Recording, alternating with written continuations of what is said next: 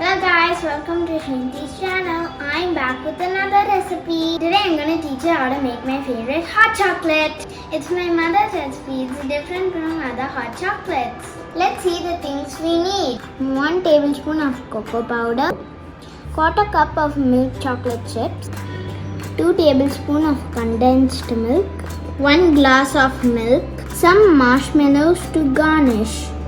In the saucepan, let's add the milk. Now light the stove.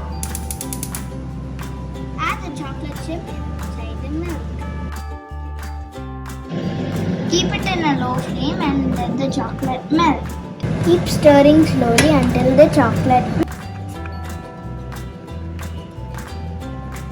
You can also use dairy milk instead of chocolate chips.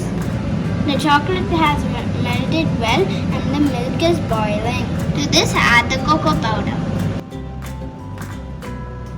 Mix well. Make sure there are no lumps. Now add the condensed milk. Mix well. The milk has become thick and chocolatey. Once it starts to boil, the hot chocolate is ready. Switch off the stove. Thick and delicious hot chocolate is ready. Now top it with some marshmallows.